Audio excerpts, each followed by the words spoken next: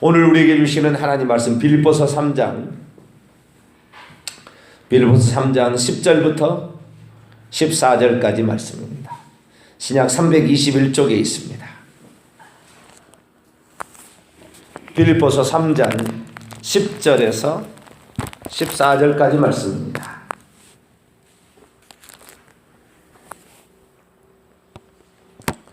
빌립보서 3장 10절에서 14절까지 말씀을 한 절씩 교독하십니다. 내가 그리스도와 그의 부활의 권능과 그의 고난의 참여함을 알고자 하여 그의 죽으심을 본받아 어떻게 해서든지 죽은 자 가운데서 부활에 이르려 하나니 내가 이미 얻었다 함도 아니요 온전히 이루었다 함도 아니라 오직 내가 그리스도 예수께 잡힌 바 된 그것을 잡으려고 달려가노라. 형제들아, 나는 아직 내가 잡은 줄로 여기지 아니하고 오직 한 일 즉 뒤에 있는 것은 잃어버리고 앞에 있는 것을 잡으려 같이요 표대를 향하여 그리스도 예수 안에서 하나님의 위에서 부르신 부름의 상을 위하여 달려가노라. 아멘. 기도하겠습니다. 하나님 감사합니다.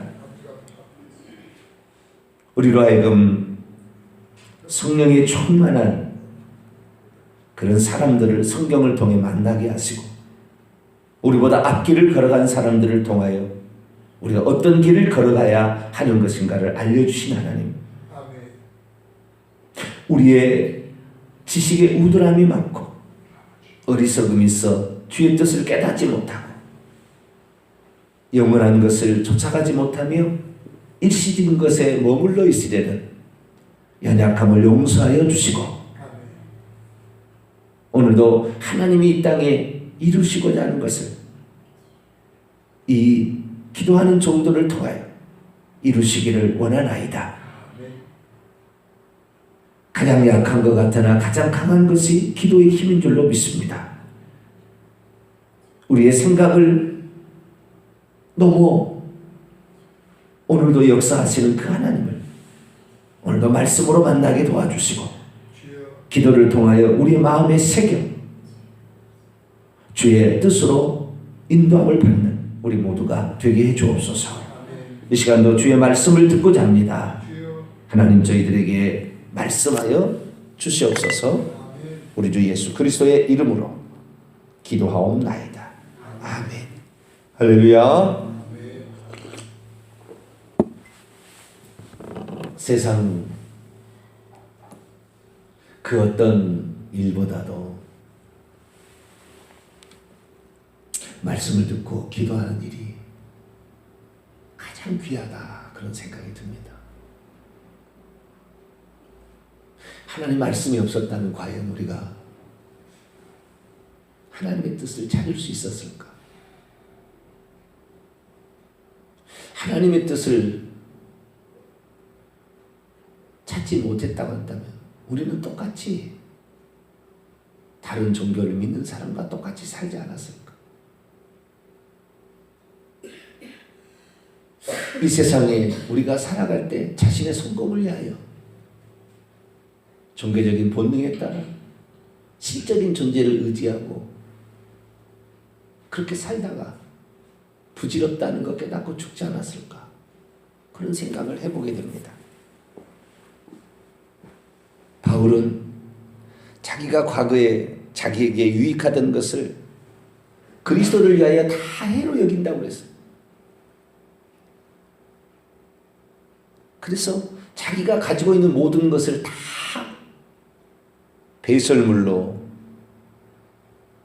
배설물이라는 건 쓰레기 똥이라는 거거든요. 그렇게 여길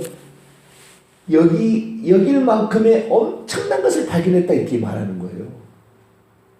세상 사람 보기에는 너 미쳤구나. 세상이 얼마나 좋은데. 세상이 쓰레기처럼 보이더냐. 그렇게 말할 수 있는데 우리는 이 사도 바울의 이 경지가요. 사도 바울이 깨닫게 된 게 단순한 깨달음이 아니에요.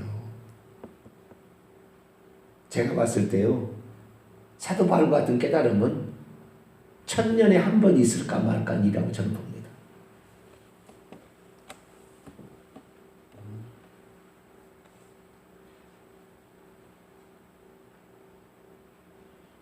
그렇게 사도 바울은 열심히 있었어요. 자신의 정말 그 야망을 이루기 위해서라면 율법의 1.1도 안 틀리게끔 지켜보려고 노력을 했어요.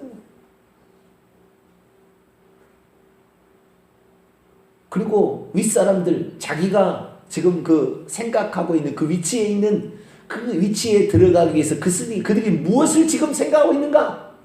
그까지 다 생각해서 사람을 죽이는 일까지라도 나는 해서 그들의 마음에 들게 하겠다. 그런 생각까지 했던 대단한 사람이에요.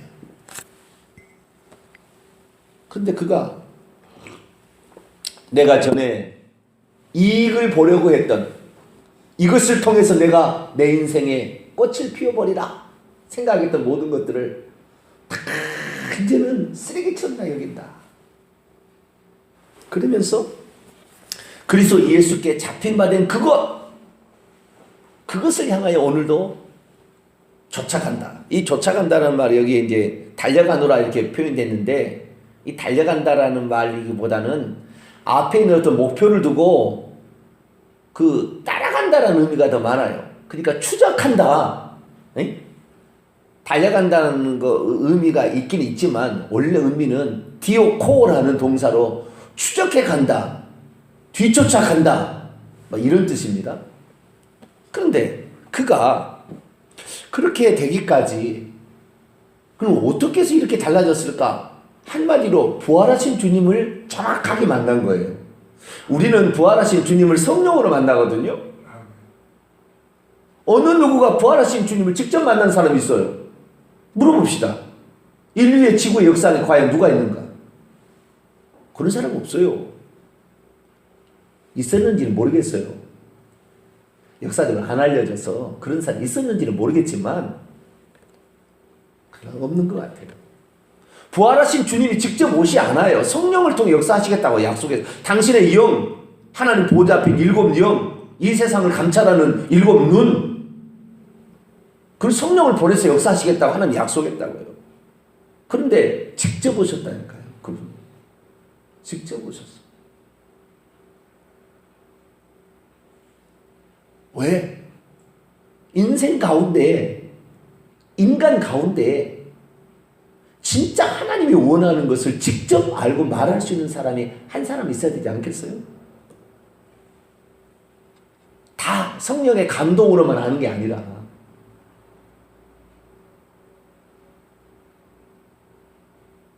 주님이 그래서 이 부활하신 주님이 직접 찾아와서 너를 왜 선택했는지, 너를 위한 나의 계획이 뭔지, 인류를 위한 이 창조주 하나님 계획이 뭔지, 유대인과 이방을 향한 하나님의 경륜이 무엇인지, 그리스도의 그 충만함이 얼마나 큰지 그것을 알려줄 필요가 있었던. 사도 바울은 누구한테 배웠다가 안 해요. 갈라디아 1장에 보면은 하나님의 계시로 자기를 알게 됐다고 그래요.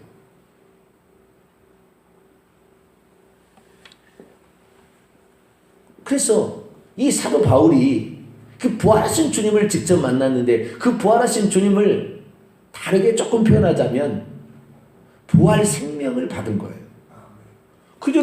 그전에는 자기는 사는 생명으로 살았어요. 사는 생명이라는 것은 부모로부터 물려받은 이 혼적인 생명을 가리키는 거예요. 이 혼적인 생명은 자신의 인생을 성공하려는 욕망이 가득합니다. 사는 생명이에요. 사는 생명으로 사는 거죠. 그 사는 생명의 욕구도 대단한 것이에요. 물론 모든 사람들이 다 사는 생명의 욕구를 펼치기 위해서 물불을 가리지 않는 사람 많지는 않아요. 그러나 다 그런 욕구가 있습니다.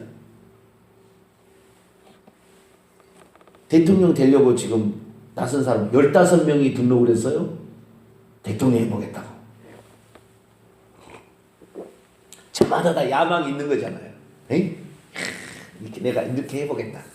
사람은 저마다 그 야망이 있는 거예요. 사는 생명에 욕심이 있는 것입니다.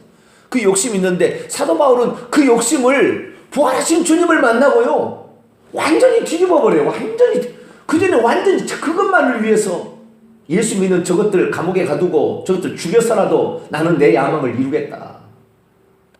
그랬던 사람이 자기가 매맞고 자기가 죽임을 당하고 자기가 고통을 당하고 배고픔을 당하고 동족으로부터 배반을 당하고 언제 죽임을 당할지 46명의 자객이 준비해서 그를 죽이려는 소문이 있어도 자신의 주님으로부터 받은 그 길을 가겠다고 하는 거예요. 사도 바울은 알았어요. 부활 생명을 가진 자를요, 벨사람이 죽이려도 절대 못 죽인다는 걸 알았어요. 내 사명이 끝나야 내가 하나님께 가는 것이지, 니네들이 나를 죽이려고 한다 해서 죽일 수 있는 게 아니라는 거예요. 그러니까 이렇게 깨닫는 사람이요, 많잖아요. 많잖아요. 그래서 이 부활 생명이 가장 강렬하게 표출된 사람, 사는 생명만 갖고 있던 사람에게 부활 생명이 들어와서 예수님의 생명이 들어와가지고 그 예수님의 생명이 얼마나 귀하고 얼마나 크고 얼마나 강렬한지 사도 바울은 그것으로 완전히 점철됐어요. 그래서 모든 자기가 과거에 추구하는 옛사람의 욕구가 다 십자가를 못 박아버리고 그리스도께서 자신을 위하여 행하시고자 하는 그 계획을 따라서 자기가 가보겠다고 결정을 내렸어요. 그러나 일평생을 그렇게 합니다. 심지어 결혼도 하지 않고. 그것이 걸림돌이 될까 봐 결혼도 하지 않아요. 그리고 오직 그 길만을 가는 거예요. 근데 그가 그렇게 깨닫기까지 적어도 10년 이상의 고민이 있었어요. 성경에는 기록되어 있지 않아요. 그러나 역사를 추적할 수가 있어요.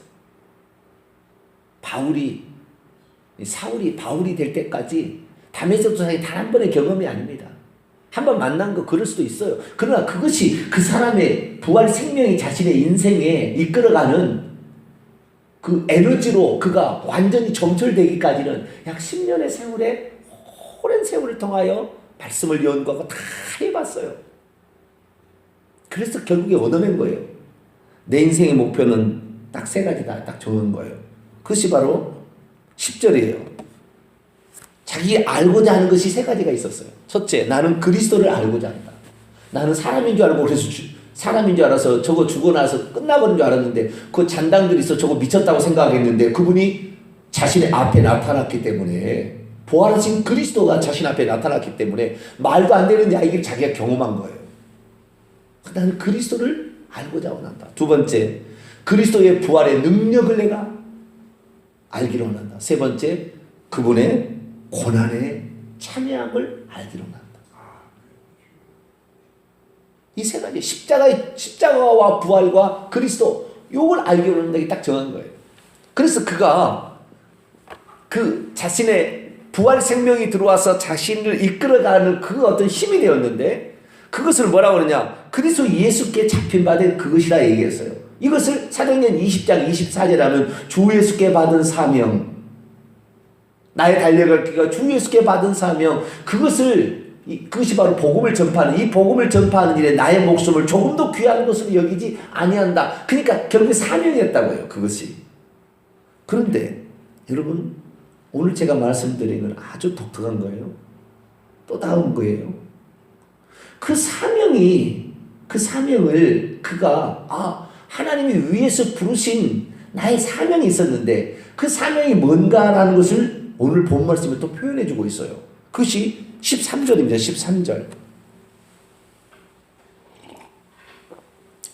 그리스도 예수께 잡힌 바 된 그것을 잡으려고 오늘도 뒤쫓아 가는데 13절 보니까 형제들아 나는 아직 그것을 잡은 줄로 여기지 아니한다. 그리고 지금까지 한 일은 다 뒤에 있는 건 다 잊어버릴 것이다. 관심을 갖지 않을 것이다. 무시할 것이다. 앞에 있는 것을 향하여 표대를 따라서 그리스도 예수께서 하나님이 위에서 부르신 부름의 상을 위하여 달려간다. 쫓아간다. 결국 그것이 상이었다고요. 부름의 상. 그를 불러내신 하나님의 상이었어요. 그런데 부름의 상이 뭔지를 알아야 돼요. 부르심이라는 것은 이제 하나님이 우리를 불러내는 소명입니다. 소명. 누군가에게 모든 사람이 이 소명을 다 깨닫지는 않아요. 그런 어떤 사람 중에는 개 중에 100년이나 한 번 나올까 말까 한 사람들이 소명을 알아요. 소명을. 우리는 사실 우리 평신도나 이런 사람들은 자신을 향한 소명이 어디까지 있는지 잘 모릅니다. 무슨 말이냐면 내가 예수 믿고 천국 가도록 하나님 나를 불렀구나. 그걸 알고. 두 번째, 내가 하늘나라 갈 때까지 하나님께서 나를 이 땅에 남겨둔 것은 가서 복음을 전파하고 제자 삼으라는 이 얘기를 하신 거라고. 그 다음에 내게 하나님께서 은사와 달란트를 주셔서 교회를 위해서 봉사하게 했구나. 이 세 가지 정도? 이 정도 알고 가는 거예요. 그러나 그 사람을 불러내서 할 수밖에 없었던 예수께서 지금 당신의 제자로 3년 반 동안 그렇게 열심히 훈련시켜서 수석 제자로 삼았던 베드로를 통하여 할 수 없는 그게 있었어요.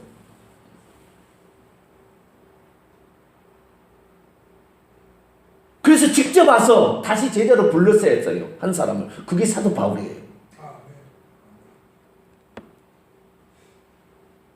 베드로서는 할 수 없는 그게 있었단 말이에요. 그래서 그 사람을 특별히 부른 거예요. 쉽게 말해서 특별히 불렀어요.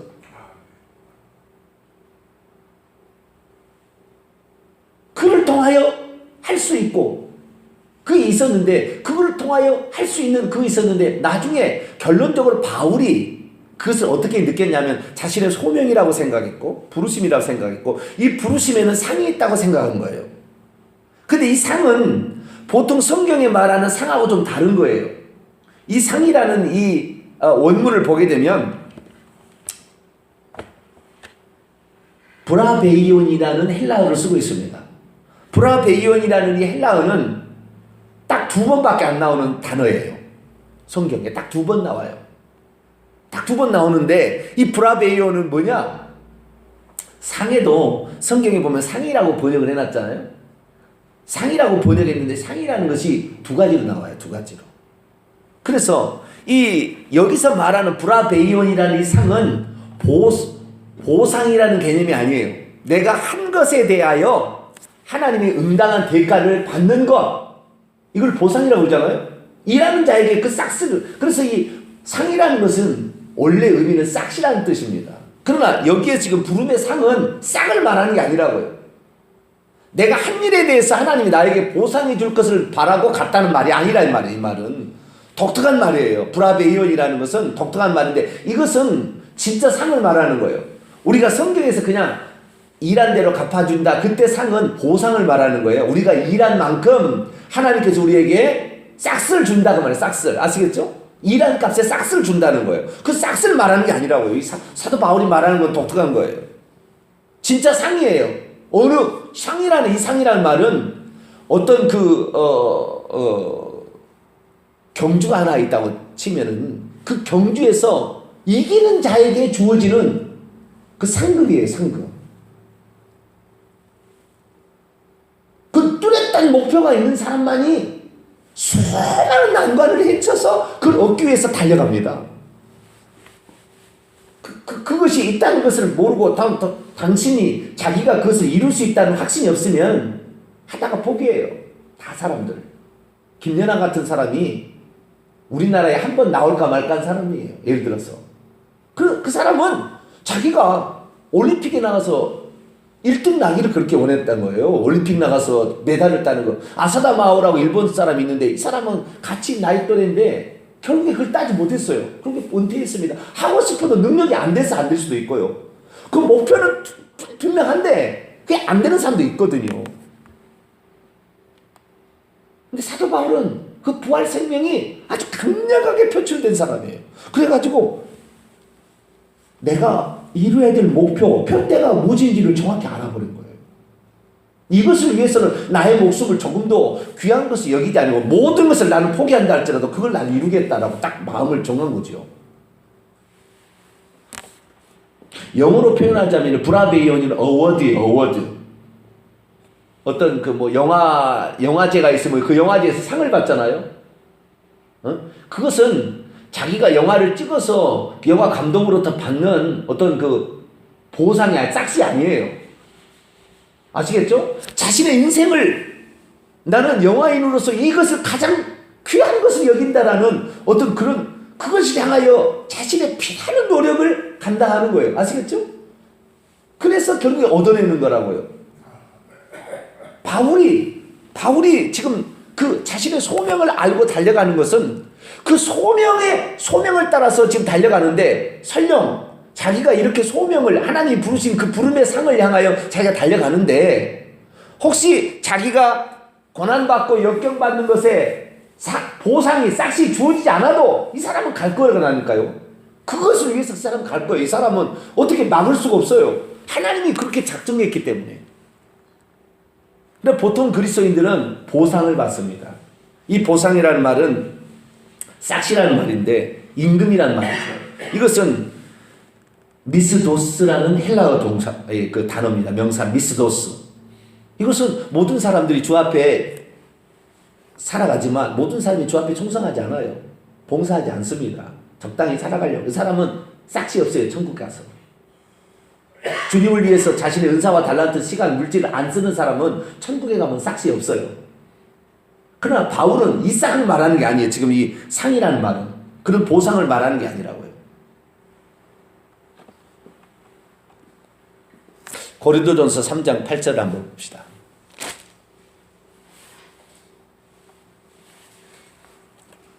고린도전서 3장 8절.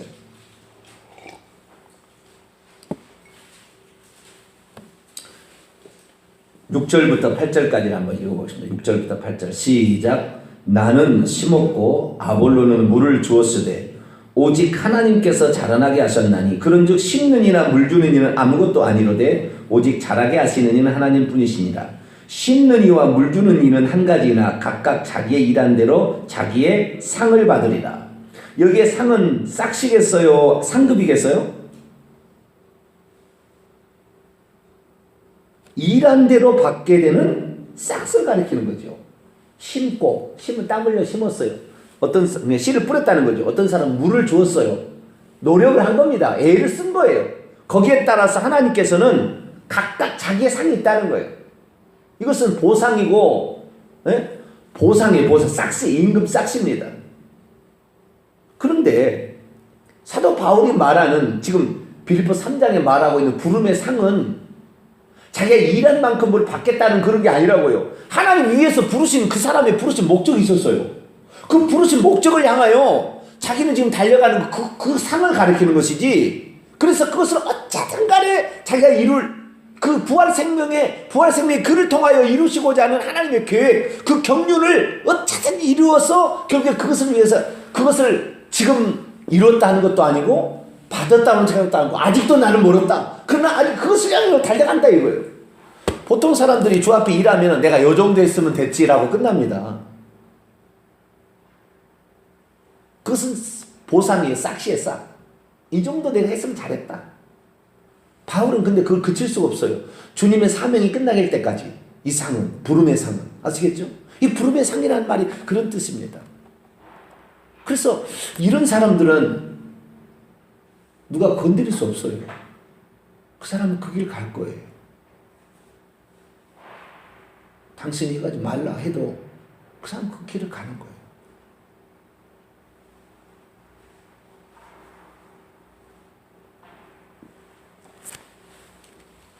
자, 에베소서 1장을 한번 볼까요? 바울이 약간 이걸 밝히는 부분이 있어요. 성경을 본다고 해서 잘 이렇게 발견되는 건 아닌데요. 에베소서 1장 18절 한번 볼까요? 17절 18절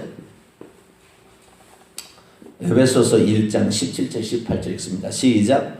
우리 주 예수 그리스도의 하나님 영광의 아버지께서 지혜와 계시의 영을 너희에게 주사 하나님을 알게 하시고 너희의 마음의 눈을 밝히사 그의 부르심의 소망이 무엇이며 성도 안에서 그 기업의 영광의 풍성함이 무엇인지를 알기를 원한다 이게. 그 부르심의 소망이 무엇인지를 알기를 원하는데 지혜와 계시의 영이 있어야 되는 거예요. 그냥 자기가 어떤 말씀을 들어서 깨달은 게 아니에요. 물론 그것도 포함되겠지만 그것만으로 설명이 안 되는 것입니다. 부르심의 그 소망이 있다. 나를 불렀던 그 소망이 뭔지를 바울은 알아차린 거예요. 대부분의 사람들은요, 그 부르심의 소망, 부르심의 상, 위에서 부르신 부름의 상을 처음부터 깨닫지는 못해요. 예수님이 직접 와서 불렀을 때, 다메섹 도상에서 그를 불렀을 때 그때 얘기를 해줬어요. 사도 바울은. 다른데 헷갈리지 말고 너는 여기이다 라고 가르쳐준 거잖아요. 이런 사람은 천년에 한 번 있을까 말까 한 사람이라니까요. 그 부르심의 소망이 무엇인지를 에베소 성도들아 너희들도 좀 알기를 원한다 이게 말하고 있어요. 다 깨달을 수 없다는 거예요. 원하기는 원하지만 보통 나는 천국 가야 된다. 열심히 일하면 하나님이 내 상을 줄 것이다. 그런 정도가 아닌. 그래서 나중에 자기가 죽을 무렵에 그것이 뭐였는지를 얘기를 합니다. 자기가 죽을 무렵에 이제 부르심의 상이 뭐였는지를 얘기를 해요. 자, 디모데 후서 1장을 볼까요? 죽기 전에 쓴 말이 나와요. 이렇게. 디모데 후서 1장 9절.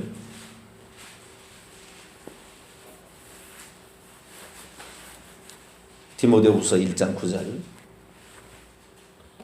읽습니다. 시작. 하나님이 우리를 구원하사 거룩하신 손 부르심으로 부르심은 우리의 행위대로 하심이 아니요 오직 자기의 뜻과 영원 전부터 그리스도 예수 안에서 우리에게 주신 은혜대로 하십니다. 이런 부르심은 하나님이 만세전에 그를 이렇게 쓰시려고 하는 계획 가운데 불러내는 거예요. 이것은 그 사람의 구원하고 상관없는 거예요. 하나님이 그렇게 쓰실 그릇으로 정한 것입니다. 이 사람은 아나니아에게 부활하신 예수님께서 다메섹에서 만나서 아나니아에게 가르쳐 준 거예요. 너 그거 가르쳐 줘라. 이 사람을 내가 선택한 것은 부른 것은 이방인과 임금들과 이스라엘 자손을 위한 택한 나의 그릇이라고 전해줘라.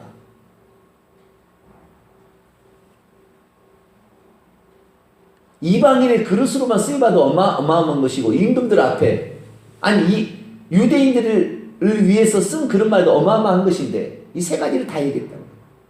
세상의 지도자들을 위하여 글을 쓸 것이고 물론 세상의 지도자들을 구원하기 위하여 이방인들을 구원하기 위하여 이스라엘 자손을 구원하기 위해서 나는 너를 쓸 것이다 라는 만세전의 계획인 거예요. 이것은 자기가 나를 이런 계획인 모양이구나 그렇게 가는 게 아니라 만세전부터 그렇다는 확실히 지혜와 계시의 영으로 깨닫게 된 거예요. 이렇게 부활 생명이 충만한 사람을 찾기가 어려워요.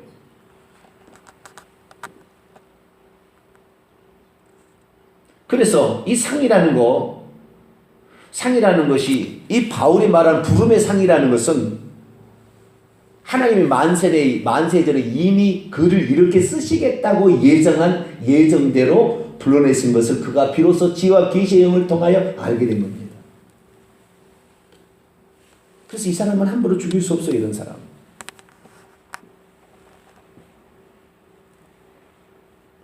이 부르심의 상을 다르게 표현하자면요. 그게 면류관입니다. 면류관. 부르심의 보상, 일한 것에 대한 싹이 아니라 하나님께서 그를 쓰시고자 하는 그릇대로 충성했을 때 얻게 되는 것이 면류관입니다. 아무나 면류관 얻는 게 아니에요.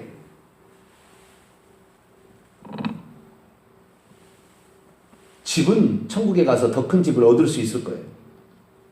천국에서 큰 자나 일컬음을 받을 수 있어요. 그러나 그 면류관을 쓰는 것은 하나님이 작정하신 계획에 따라 되는 거예요. 시간이 오늘 지나서 내일 계속해서 하겠습니다만 면류관 같은 거예요. 그래서 사도 바울이 말했던 이 부활 생명과 관련된 그래서 결국에 이 사도 바울을 만세전에 예정한 대로 그가 가는 길을 옆에서 협력하는 모든 자들에게는 하나님이 일한 대로 싹을 줘야 다. 엄청난 싹을. 이와 함께 일하는 것이 하나님의 뜻을 이루어가는 거예요. 그것을 주변의 사람들이 알았어요. 그래서 그 길을 갑니다. 같이. 내일은 그 싹시 면류관이 그 주변의 사람들 어떻게 이루어졌는지 그 부분에 대해 계속해서 나누겠습니다. 기도합니다. 하나님, 이 땅에 아무나 하나님의 뜻을 다 알 수 있는 것 아니고 아무나 이런 부르심의 상이 무엇인지를 깨닫는 것이 아닙니다. 우리에게 사도 바울과 같은 사람을 통하여 하나님이 진정 우리를 향한 계획, 이방인의 계획이 어디까지인지를 그 에베소에 그 풍성하게 얘기하는 걸 보면 하나님이 그를 통하여 이루시고자 하는 계획이 있었음을 보게 됩니다. 우리들도 이 시대 가운데 하나님이 부르신 종들을 통하여 이루시고자 하는 계획을 정확히 알아 우리도 합력하여 선을 이룰 수 있게 되기를 소망합니다. 그것이 하나님의 뜻이요, 그것이 우리를 향한, 우리를 불러내시고 우리가 함께 일하시기를 원하시는 하나님의 뜻인 줄 알아. 이 땅에 살아가는 날 동안 내가 가진 은사와 달란트, 시간, 물질을 주님을 위해서 쓰다가 가는 저희 모두가 되게 해 주옵소서.